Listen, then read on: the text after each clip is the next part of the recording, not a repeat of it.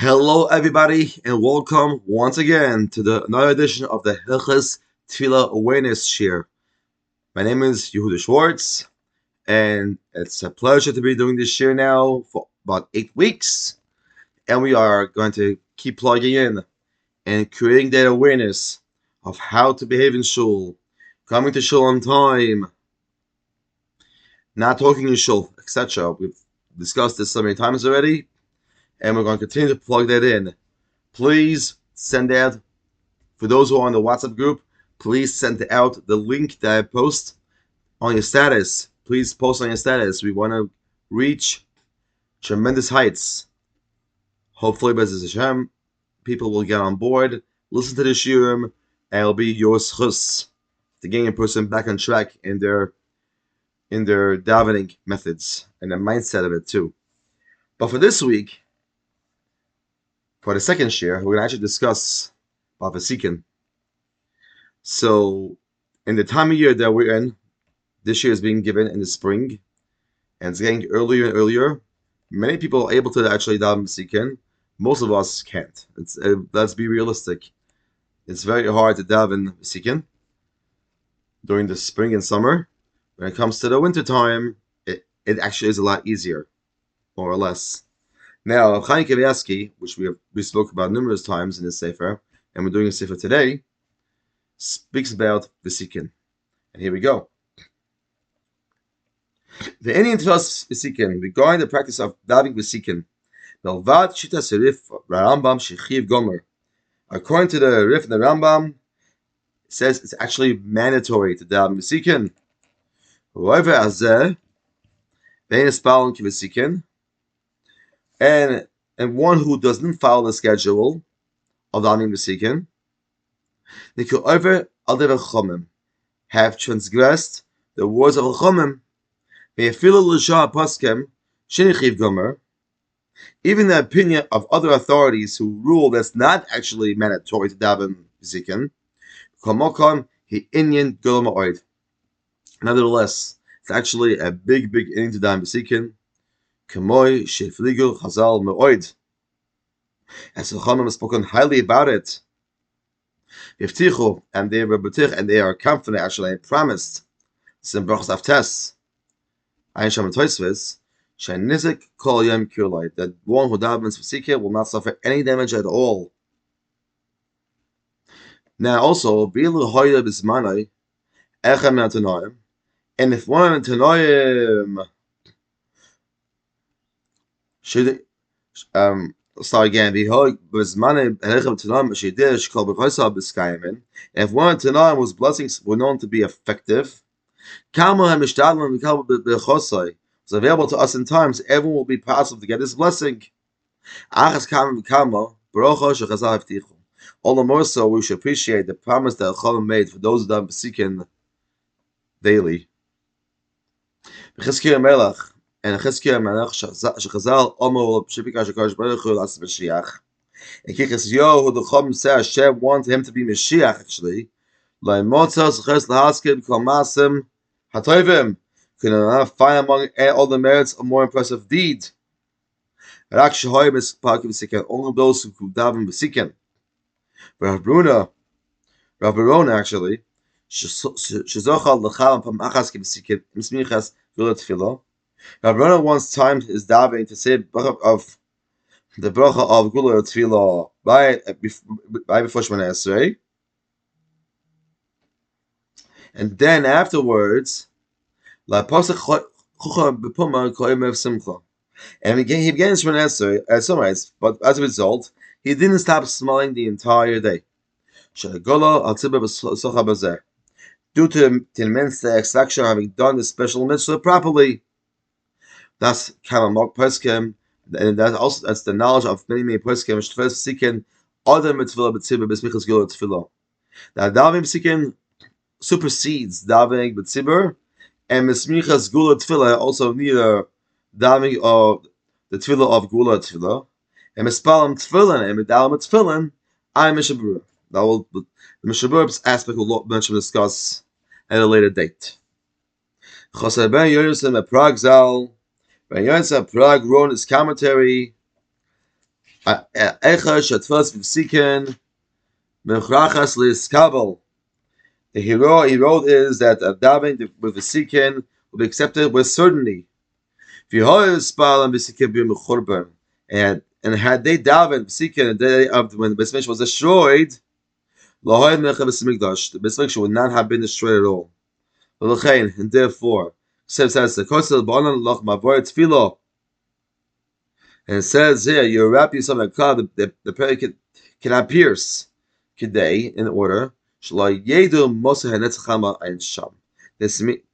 means is that Hashem black the sunrise with clouds. They were not able to know when to daven sunrise. So therefore, he was able to destroy the temple this way. Now, let's talk about someone actually who cannot daven v'siken. Like many of us. Let's go to the flip side of it. Even if someone's not able to daven v'siken, akaparam, even at the very bare minimum, chayv lehashkem kifi yechol toy. Still imperative that he's awake as early as he can. As it says in Baruch Hazav Ches, kadima b'chashicha lekinishta ki heichi yosoiche chayoy. It says us arrive in the shul early in the morning, you remain there until late in the evening, so you have a long life. Ralma says in Mishav's Kuf Zayin on Aleph, Hashkamas Besamidash He Madvarim Lahum Advam Sha'ocha Zayin Lemazeh. Okay, Kem Slayanbo. And Shabbos, the Gemara lists arriving early in the Beis Mikdash as one who practices and earns its principal reward in the next world and fruits in this world. Ramu, and it says here and also, Hen I should have skipped here a little bit, but almost says that I mentioned the Chumah. Tzorech Odom Hashkim Tefillah She'elch Gedolah Tefillah. Come early to daven. Nothing is as important as davening, according to the Chumah. And also it says V'Amru, says Tzorech Odom Hashkim Tefillah She'elch Gedolah Tefillah. The Pasuk says in Midbar, behold, the people will arise like a lion cub. V'Amru says in Midbar, Hen Kiri like Yakim. On the Karayos Mitvitasan like Yeshua Tefillah. And the Midrash says, Dashans, they, the Jewish people, rise from the beds like lions for Kishma and davening. Ramana says also in Berachas Memgil on the base, Tamil Chacham al Yikas V'Achareno. The Gemara wants the Torah scholar not to enter the Beis Mikdash last. The Korla Boil Pashev Otzel. They will call him negligent and lazy. Everyone will come with those names, the negligent one and the lazy one.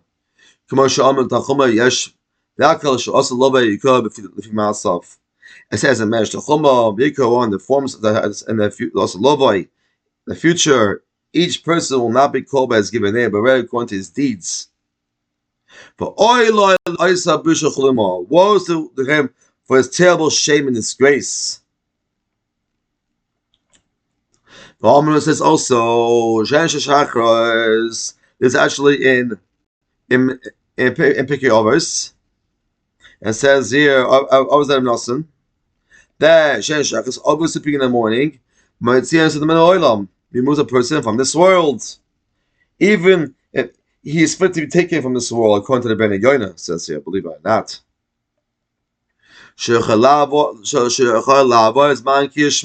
Because this person was over his man Kishma consistently. Ayin Shum. For Hazer is on him says Uvas Liskoin. And the Apostle by him says, a twisted thing cannot be made straight. If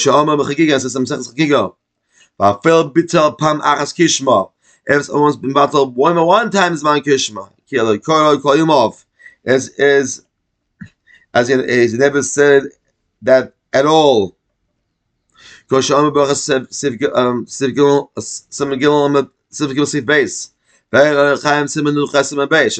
these paskins. If a guy cannot daven v'siken, it's hard for him, especially in the spring and summer. You should do what you can to wake up early. And it's prohibited to procrastinate until the last minute. The Gemara says, Amar B'Amarova, Le'ete al Zeh, B'Chalila, Lazal because Chazal. And so also here, Gemara mentions that in Answer Saul, later we curse someone who delays this davening until close to the deadline. And one must be very careful not to take a curse of the Chum lightly. Almost finished for today with this one. In the opening statement, Chaim reads, one should gather strength like a lion to arise in the morning to serve its creator. Mishnah writes also, the first thing it says, if he feels a temptation in the winter, to say, not when, it's hard to me in the morning because it's so cold.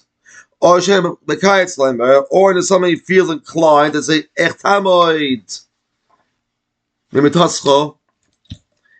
it's feels inclined to stay in bed and say because he doesn't have, because the nights are short in the summertime, he doesn't have enough sleep. Then nonetheless, it's Gaba Olav Ishmael. He should overpower the Yitzhar and not heed it. Yachshay ben Afshoy should imagine the following here.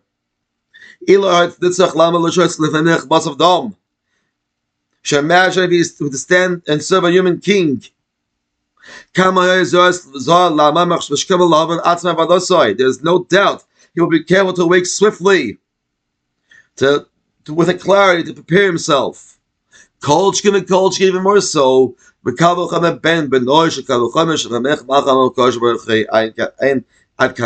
Even more so is what he's going to do to the King of Kings. Later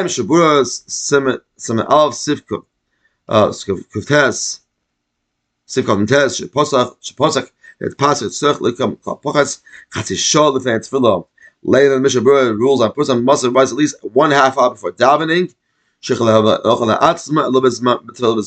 he can prepare himself and arrive on time. On time, by definition, we've said so many times over, means getting to shul in time for brachos. Getting in shul in time for brachos. Whenever the zman is brachos, that's when you are meant to be there. Then that's just what the Orchos Yosha is referring to.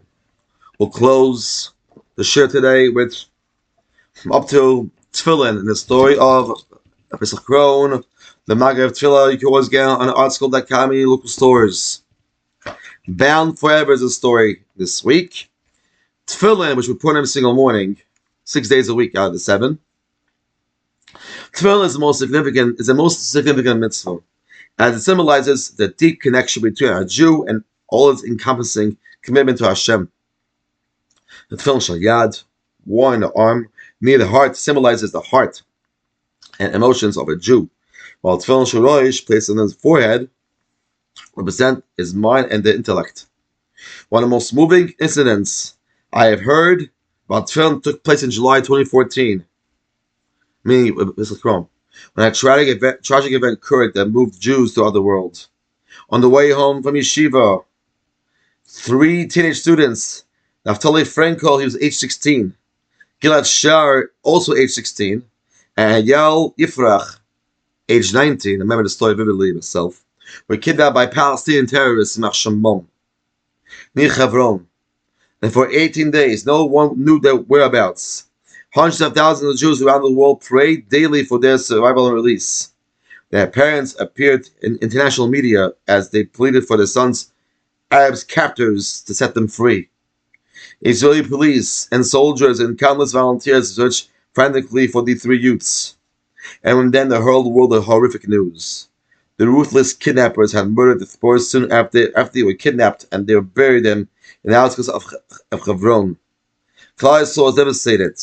Yet somehow, the 3 families had the strength to give chizuk to their fellow Jews who were in pain. Thousands went to the families to be menachem over them. People came to give strength, but left having gained strength. However, one comment made Mrs. Racheli Frankel, Naftali's mother, almost defies her belief. Only a saintly woman could have said it with such a clarity, or for sincerity. At the end, she said, I felt a partial consolation. For 18 days I cried, not knowing if my son was alive. But when I found out that I took his life on the first day, I had a partial consolation, because I knew Naphtali loved doing mitzvahs. And the mitzvah that he loved most was wearing his tefillin every morning. I knew the terrorists would not let him put on his tefillin while in captivity. But when I heard that it was all over on the first day, I thought that at least he did not have to endure the pain of even one day without his tefillin. These sacred words leave one breathless. In the boy's honor, I began speaking at Pesach Krohn spoke at every opportunity about being more careful to honor the mitzvah of tefillin. Two friends, Chaim Schwartz of Kew Gardens and Yehudah Kaufman of R came up with the slogan, "Let's connect to reconnect." I should have it in my siddur also. I adapted that refrain, quoting it repeatedly. Whenever we are davening, we must disconnect our phones so that we can reconnect to Hashem, our Creator. The stunning climax of this story came when I repeated Mrs. Frankel's second sacred words to my dear friend Rabbi Yon Habertal, a remarkable Torah-educated Yeshiva Torah for Akwe. He commented, "Do you realize that the letters of Naphtali's name are the same letters on those on the words Tefillin, Naphtali, and Tefillin?" That too leaves one breathless. The Arizal writes that parents are guided by the Ruach HaKodesh when they select a name for their child. This is supported by Chazal's teaching of Brachas Daf Zayin and Beis, that Shema Gorim, a name has an influence. In light of this Chazal and the Rizal's comment, Naphtali's story is extraordinary. Hashem guided the Frankels to choose a name that will allude to his future love of Tefillin. Unbelievable story. They gotta be careful with our tefillins. Make sure to check your tefillin twice in 7 years. Make sure also they say the shiur as well. Many of us do say the shiur every single day before tefillin, also before towels as well. But there are many people that actually don't say it. It's actually worthwhile to delve into that maybe one day and look at the translation. The loose translation of what means that the shiur of tefillin. Hopefully, we will come back to this at a later date. But in the meantime, Hashem shall help us. The schos of davening and coming to shul on time and davening on time. Put on tefillin and not talk during davening. Should have bigger bench, but love, atzlocha, have a wonderful day.